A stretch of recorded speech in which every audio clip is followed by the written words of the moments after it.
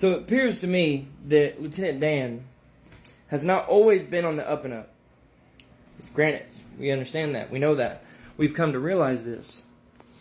But at the same time, like, you gotta realize, man, like, we're really bothering this guy. You know what I mean? Like, not necessarily me, but there's a lot of people out there that are saying some really outlandish, hurtful stuff, like attacking him at a personal level, like saying that he's doing lines during live and all this craziness. Like, it's all fake news. I mean, he's not doing lines. You know what I mean? Like, I'm literally on my 8th year of sobriety, and I'm telling you right now, like, I've seen some of the worst addicts that you'll ever meet in your entire life. I've met some of the craziest people.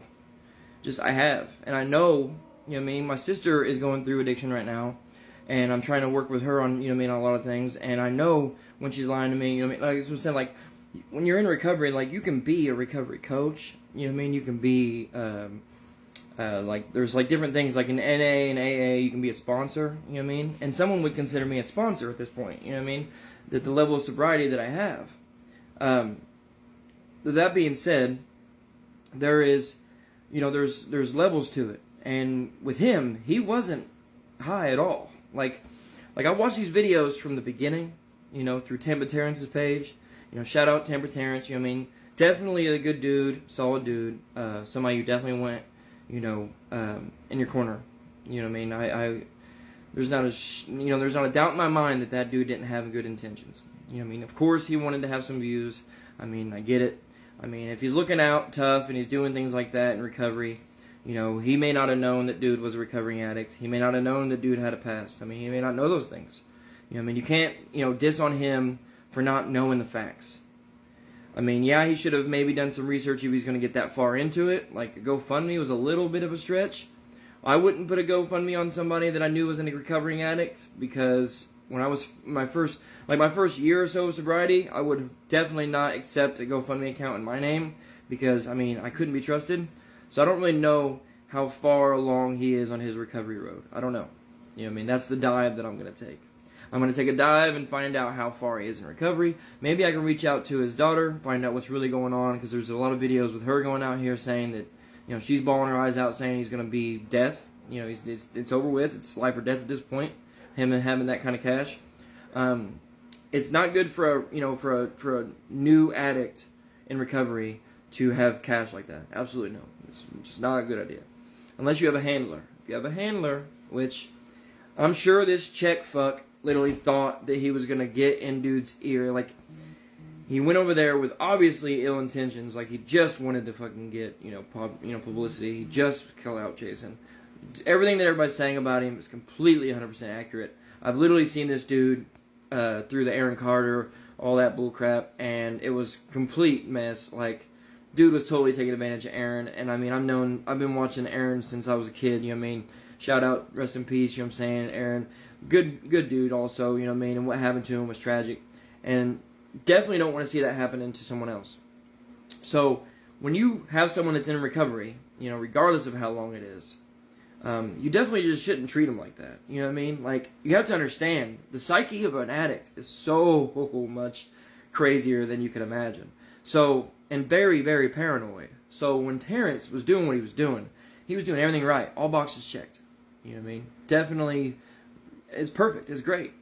I'm sure he was appreciative. I can promise you he was. But it's different when you're dealing with someone like that, because you don't, like, communication is a lot more fucked sometimes. And it may not even be there. It may seem like you're communicating, but you're not getting through to anybody, like a brick wall. And that's just what it is. I mean, there's just no other way to sugarcoat it. You know what I mean? There's doctors and people out there and psychiatrists, and to this day they can tell you that sometimes it's just, you just gotta wait it out. You know what I mean? Like, you really can't deal with someone that's in those kinds of, lifestyles or mindsets. I mean, it's a waiting game. So we don't really know where Joe's mind really is. So dealing with that is a whole nother level. So, I mean, you would actually have to be a doctor, I would say, at that point, or someone that's been in recovery, to be around him and be able to understand him and know really what's going on with dude. To be able to give some kind of an analyst, you know what I mean? Like, you just can't just start lashing out at him and freaking out on him and calling him crazy and calling him, you know, a druggie and a fiend and all these negative things. Like, dude, like, that's crazy. Like, why say those things about him? Like, I mean, just a few days ago, everybody was literally trying to throw money at him, like, you know what I mean, to help him out. And because he was paranoid, which, given the nature of his crimes and his past and his history, I mean, can you blame the dude? I mean, I can promise you, Terrence is not the first person that's probably ever looked out for this guy. And I can damn guarantee you that there's at least one person that probably screwed him over, you know, in the whole process. And with that process, you have to take what you can get. I mean, you just have to take it for what it is, really. At the end of the day, it is what it is. You know what I mean? That's literally what it is. It's straight, it's cut and dry. It's not, you know what I mean, black and white. You got somebody in recovery that was an addict at one point. But see, the thing is, when he was being paranoid, that's whenever someone like a sponsor or someone, a handler, or somebody that's, you know, in his life that knows his story can be like, look, dude, everything's cool. You know what I mean? He's got you. Like, you don't have to worry about this shit. Like, it's going to be taken care of. But he don't have nobody in his life. He don't got nobody. So whenever dude slithered into his life, that's where everything went wrong. That's what I'm seeing, where everything went south.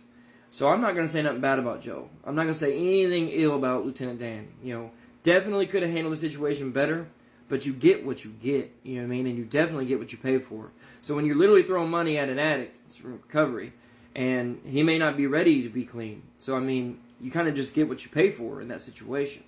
But from the way it looked like to me when he was riding out the storm at the beginning of all this, he didn't ask for anybody to come and record him doing it. He was just living his everyday life the best he could, you know? Living the best life he could. You know what I'm saying? Shout out to those out there doing the same thing. Because you know what it's like. There's a lot of homeless people out there. Everywhere. And they're doing the same thing. There's thousands, millions of Joes all over this fucking world. Like, he's not the first guy to be homeless and doing something crazy that doesn't make sense because he has nowhere to go. I mean, there are a dime a dozen. But this one just so happened to have somebody, you know, that was a really good person. You know, Terrence was definitely good people. And he was always straight with him, and everything was good. But this snake slithered his way in there, and he was in his ear. He didn't have nobody in his life. He didn't have no handler. He didn't have no sponsor. He didn't have no one to check on him to make sure he was good. That's whenever I would say if Terrence had more experience with addicts, which he doesn't from what it looks like to me, he would have been able to, like, dude, he would have been able to catch him and get him on the side, take a sidebar real quick, and explain to him, dude's in your ear. Like, if you get away from him, things will definitely look different for you. Like, they are not what he's making them out to be. Because he promised him everything, and he didn't even know him. To the day where he made a video. He made a video saying that this is his ride or die. He will literally die for this dude. Met him a day before. Now, nobody but an addict would say some crazy-ass shit like that. And I'm telling you, because I've been there. I've literally thought the same way about people because I was like, man, this dude's got my back. There's just no doubt about it. No questions asked. I can trust this motherfucker. But I couldn't. And they definitely weren't my ride or die. And they'd turn me over in a flip of a dime. Like, it's over with. Literally. On the stand tomorrow telling everybody all about my crimes and convictions. You know what I mean? It is what it is. But I'm on here saying that I will make another video, and several probably, just, you know, maybe a little series of kind of just giving maybe find some more, you know, sides to the story that other people maybe they haven't figured it out yet, maybe. But I mean, a lot of those people out there right now, like me, that are in recovery, have been down that road, are seeing exactly what I'm saying. And I'm telling you right now, calling him out, saying all these negative things, you're not going to do anything but drive this dude right back into addiction. If he's not using, I can promise you he is now. And I mean, I'm not saying that anyone is wrong, and I'm not blaming anybody if he's high, because I mean, he's a grown man, he makes his own decisions. At the end of the day, it is what it is.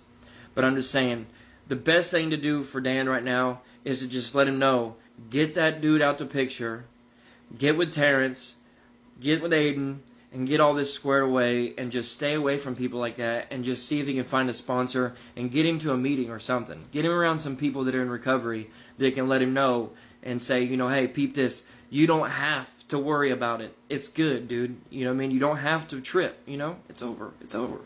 You got the deal, buddy. You won it. You got the job. You just got to chill out. You know what I mean? Stop being so damn paranoid. And stop stealing my videos. All right. Later.